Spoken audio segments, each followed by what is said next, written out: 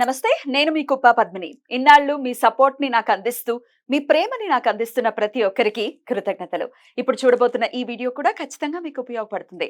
Like, share and subscribe చేసి మీ ఇష్టాన్ని అలాగే మీ సపోర్ట్ ని నాకు అందించండి. అలాగే ఈ వీడియో పట్ల మీ అభిప్రాయాన్ని కమెంట్ సెక్షన్ లో కమెంట్ చేసి నాకు తెలియజేయండి. నమస్తే, వెల్కమ్ టు అవర్ ఛానల్. నేను కుప్ప పద్మిని. ప్రస్తుతంతో పాటు ప్రముఖ ఆధ్యాత్మికవేత్త, వాస్తు జ్యోతిష పండితులు, లలిత ఉపాసకులు, వాస్తు జ్యోతిష శిక్షణ నిపుణులు బ్రహ్మశ్రీ నానాజీ పట్నాయక్ గారు మనతో పాటు ఉన్నారు. మాట్లాడతాం సార్. నమస్తే సార్. శ్రీమాత్రే నమః. సార్, మాఘ అమావాస్య వచ్చేస్తోంది. శనివారం సాయంత్రం మొదలవుతోంది అమావాస్య తిథి. ఆదివారం మధ్యాహ్నం వరకు ఉంటుంది. ఎప్పుడు చేసుకోవచ్చు? ఈ అమావాస్యని ఎలా వినియోగించుకోవచ్చు సార్? ఈ అమావాస్య ప్రత్యేకంగా ఏంటంటే అమ్మ, కుంభరాశిలో జరుగుతుంది అమావాస్య. ఎప్పుడైనా సరే గుర్తుపెట్టుకోండి, కుంభరాశిలో అమావాస్య జరిగింది అంటే వాళ్ళు ఎప్పటి నుంచో ఉన్నటువంటి సంకల్పం నెరవేరడానికి అమ్మవారు అనుగ్రహిస్తుంది అని అర్థం అనమాట. ఇప్పుడు మనకి జ్యోతిష్ శాస్త్రంలో 3, 7, 11 స్థానాలు అంటారు. 3 అంటే మీ ప్రయత్నం, 7 అంటే ఆ ప్రయత్నం కంటిన్యూ అవ్వడం. అంటే ఉదాహరణకి ఇక్కడ నుంచి ప్రారంభం అయ్యారు, 3 అంటే ప్రారంభం అవ్వడం, 7 అంటే ఒక జర్నీ సాగడం, 11 అనేటువంటి డెస్టినీని రీచ్ అవ్వడం. సో 3, 7, 11 కాంబినేషన్ అంటారు. అందుకే 3వ స్థానం అనేది మనకి కామన్ గా చూసుకున్నట్లయితే ధైర్య స్థానంగా చెప్తారు, దారిద్ర స్థానంగా చెప్తారు. రెండో అది. 3వ స్థానాన్ని ఎవరికైనా చూడండి, ఇప్పుడు మనకి ఒక ఎంగేజ్మెంట్ జరుపుకుంటారు చూసారా ఏదైనా, దాన్ని 3వ స్థానంగా చెప్తారు. 7వ స్థానం వివాహం అంటారు. ఆ సక్సెస్ఫుల్ అవడం అనేది 11వ స్థానంలో ఉంటుంది. 3, 7, 11 కాంబినేషన్. అలా మీరు ఏదైనా ఒక ప్రయత్నం కొనసాగింది, దాని జర్నీ జరిగింది, కానీ ఎండ్ వచ్చేసరికి మీకు ఫలితం లేదు అని అనుకున్నప్పుడు ఈ మాఘమాసంలో వచ్చే అమావాస్య ఏదైతే ఉంటుందో, కుంభరాశిలో రవిచంద్రుడు ఎప్పుడైతే కలుస్తారో ఆ రోజు అమ్మవారి ఆరాధన మీకు ఖచ్చితమైన లాభాన్ని ఇస్తుంది. ఎందుకంటే న్యాచురల్ 11th హౌస్ అది. కుంభము అనేటువంటిది న్యాచురల్ 11th హౌస్.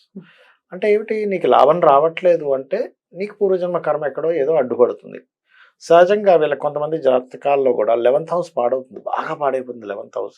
అంటే వాళ్ళకి అసలు ఎంజాయ్ చేయరు, ధనం సంపాదిస్తారు కానీ ఎంజాయ్ చేయరు 11th హౌస్ కనుక పాడైతే. చూడండి, కొంతమంది మీరు బాగా సంపాదిస్తారు, ఆయన జీవితం అంతా కూడా పొద్దున్నే లేచాడా ఫ్యాక్టరీలని, బిజినెస్లని, అతని ఇదని హడావిడిగా తిరిగాడు, లైఫ్ అంతా అయిపోతుంది, అతని జీవితం అయిపోతుంది. కానీ ఆయన డబ్బులు సంపాదించిన ప్రతిదీ కూడా వాళ్ళ కొడుకులో, మనవరాల్లో వాళ్ళు అనుభవిస్తారు. వీళ్ళేమో కష్టపడతారు, వాళ్ళు ఎంజాయ్ చేస్తారు. అదే జాతకంలో కనుక 11th హౌస్ కూడా బాగుంది అనుకోండి, అప్పుడు వీళ్ళు అనుభవిస్తారు, లేకపోతే అనుభవించరు. That is the 11th house.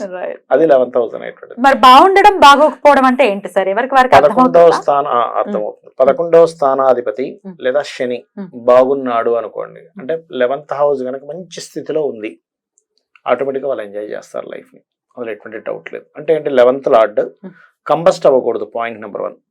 పాపకర్తెల్లో ఉండకూడదు, పాయింట్ నెంబర్ 2. దాన్ని కొన్ని అవస్థలు ఉంటాయి, బాల్యావస్థలో ఉన్నా సరే పెద్దగా అది ఫ్రూట్స్ ఇవ్వదు. బాల్యావస్థ అంటే స్టార్టింగ్ డిగ్రీస్ లో ఉంటుంది బాల్యావస్థలో ఉన్నా కూడా. అదే విధంగా వృద్ధావస్థలో ఉంటుంది, అంటే ఎండింగ్ డిగ్రీస్ లో ఉంటుంది, అప్పుడు కూడా సరిగ్గా ఇవ్వదు రిజల్ట్. షడ్బలాల్లో తక్కువ షడ్బలాలు ఉంటాయి దానికి, అప్పుడు కూడా రిజల్ట్ సరిగ్గా ఇవ్వదు. ఇలాగా దాని అంశ చక్రంలో, ఇప్పుడు మనకి రాశి చక్రంలో ఉచ్చల స్థితిలో ఉంది, కానీ అంశ చక్రంలో నీచంలో పడింది అనుకోండి, ఇవ్వదు. అంటే స్టార్టింగ్ లో అది అద్భుతంగా అనిపించినట్టు అనిపించి దాని తర్వాత డౌన్ ఫాల్ స్టార్ట్ అవుతుంది. ఆ రకంగా లాభస్థానం పాడైతే వాళ్ళు ఎంజాయ్ చేయరు లైఫ్. సక్సెస్ అనేటువంటిది ఎంజాయ్ చేయరు. మీరు గమనించవచ్చు, లగ్నంలో కనుక దారిద్ర్య యోగం పడి లాభస్థానం పాడైపోయిందంటే ఇంక జీవితం ఇంకా. అలాంటప్పుడు కూడా మన జీవితం మారేది అమావాస్య నాడు చేసే అమ్మవారి పూజ. దానికి కూడా ఉంది, దానికి కూడా ఉంది. మీరేం కంగారు పడద్దని చెప్తుంది అమ్మవారు. మాకు కావాల్సింది, ఎందుకంటే ఫస్ట్ ఆఫ్ ఆల్ సబ్జెక్ట్ గురించి నాలెడ్జ్ ఉండొచ్చు, ఉండకపోవచ్చు, అర్థం కాకపోవచ్చు, జాతకం ఉండొచ్చు, ఉండకపోవచ్చు. ఒకవేళ నిజంగానే జాతకం తెలిసి మా జాతకం ఇలాగే ఉందండి, మరి మాకేంటి ప్రత్యామ్నాయం? అంటే ఒకటే, అమావాస్య ప్రత్యేకంగా అమ్మవారి ఆరాధనలో లలితా సహస్రనామాలు చదవడము లేదా వినడం తప్పేం కాదమ్మా. వినడం తప్పని ఎవరైనా ప్రచారాలు చేస్తారు, విష్ణు సహస్రనామాలు కానీ లలిత సహస్రనామాలు కానీ వినడం తప్పు అని ప్రచారం చేశారంటే దానంత పాపం మరొకట్లేదు. అది మనం వినొద్దు, ఆ మాట వినొద్దు కరెక్ట్ చెప్పారు. వినడం తప్పింది అవుతుంది, అది పాపం ఆ వినడం. నమస్కారం పెట్టి మన పరిమాణం చక్కగా వినొచ్చు, లలిత వినొచ్చు, విష్ణువు వినొచ్చు సహస్రనామాలు. అయితే ఆ రోజు అమావాస్య ఉపవాస నియమాలు ఉన్నట్లయితే ఉపవాసం ఉండొచ్చు, తప్పేం ఉంటారా కాదు. సార్? ఉంటారు కొంతమంది ఉంటారు. మ్మ్. మ్మ్. అంటే అమ్మవారి ఆరాధకులు ప్రత్యేకంగా ఉంటారు, అమావాస్య పూజ చేసే వాళ్ళు ఉంటారు Right. ప్రత్యేకంగా. Hmm. అంటే అమావాస్యకి చంద్రుడు ఎందుకు ఉంటారంటే చెప్తాను చూడండి. ఫుడ్ కారకుడు చంద్రుడు కదా, అవును సార్. ఆ చంద్రుడు క్షీణించున్నాడు, అందుకని ఫుడ్ లోపల తీసుకోవడం వాళ్ళు ఇష్టపడరు.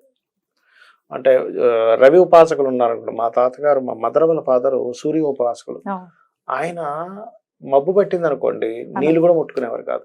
బా బా 10 రోజులు మబ్బు పట్టేసింది, 10 రోజులు ముట్టుకునేవారు కాదు ఆయన. అయ్యి బాబాయ్, మరి ఎలాగా? అంతే, ఆయనకి అసలు అంటే ఇంకా ఆకలేస్తుంది ఇట్లాంటివి ఉండేవి కాదు. ఇది కదా ప్రేమ అంటే నిజంగా మ్మ్. కదా. మ్మ్. గుజరాత్ లో చాలా మంది ఇలాగే మబ్బుకు వాళ్ళు ఉంటే కనుక వాళ్ళు తిండి వంటలు తీసుకో. చేసుకోవడం తినడం. చేయరు. అది చాలా గొప్ప విషయం. డెఫినెట్లీ. అది మంచి ఫలితం కూడా ఇస్తుంది అది. ఓకే. Right. అయితే అమావాస్య ఉదయం అంతా రోజు. ఉదయం అంతా మ్మ్. వీళ్ళు మ్మ్. తినకుండా చక్కగా ఉపవాసం ఉండి మ్మ్. సాయంత్ర సమయంలో మ్మ్. ప్రత్యేకంగా అమ్మవారికి అమావాస్య నాడు చేసే పూజల్లో ఉదయం పూట గనక, అంటే ఇంకా బాగా శని దోషాలు బాగా ఇబ్బంది ఉన్నాయనుకోండి, మ్మ్. ప్రత్యేకంగా కుంభరాశిలో జరిగే అమావాస్యకి నూనె దానంగా ఇవ్వాలి. నూనె కానీ నువ్వులు కానీ దానంగా ఉదయం పూట ఇచ్చి మీరు ఉపవాసంతో ఉంటూ ఆ దానాన్ని ఇచ్చేసి అమావాస్య నాడు రాత్రిపూట ప్రత్యేకంగా ఏం చేస్తారంటే 9 గంటల ప్రాంతంలో చేస్తారు. అంటే మరి అర్ధరాత్రి ఇప్పుడు చేయమని చెప్పట్లేదు, 8-9 ప్రాంతంలో చేయమని అదే చెప్తున్నా. అదే 9 గంటల ప్రాంతంలో అమ్మవారికి సంబంధించినటువంటి నామస్మరణ ఏవైతే ఉంటాయో కుంకుమతో ఒక్కొక్క నామాన్ని శ్రీమాత్రే నమః పూజేశాం. శ్రీ మహారాజ్ఞి, శ్రీమత్ సింహాసనేశ్వరి, చిదగ్నికుండ సంభూత అనుకుంటూ ఒక్కొక్కటి అలాగా దేవకార్య సముజ్జత అలాగనగా చేసినట్లయితే అమావాస్య నాడు అమ్మవారి యొక్క అనుగ్రహం అంటే ఏమి లేదు. అంత చీకట్లో నువ్వు అమ్మవారిని, చీకటితో ఉన్నటువంటి రోజు అమావాస్య రోజు నువ్వు గనక అమ్మవారిని సేవించినట్లయితే నీ జీవితంలో ఉన్న చీకటిని అమ్మవారు తొలగిస్తుంది. ఇంకంతకన్నా ఏం కావాలి? ఇంకేం కావాలి? రైట్. అయితే ఇప్పుడు వచ్చే అమావాస్య మరి 9వ తారీఖు సాయంత్రం వస్తుంది. ఇప్పుడు మీరు చెప్పినటువంటి ఈ లలితాదేవికి పూజ 9వ తేదీ సాయంత్రం అయినా చేయొచ్చు, 10వ తేదీ అయినా చేయొచ్చు, ఏ రోజైనా తప్పేం కాదు. చేసుకోవచ్చు. చేయొచ్చు. కాకపోతే అమావాస్య రాత్రి పూట ఉంటే ఎక్కువ విశేషం. ఇప్పుడు 9 రాత్రే చేసుకో. 9 రాత్రి చేసుకుంటే ఇంకా మంచిది. రైట్.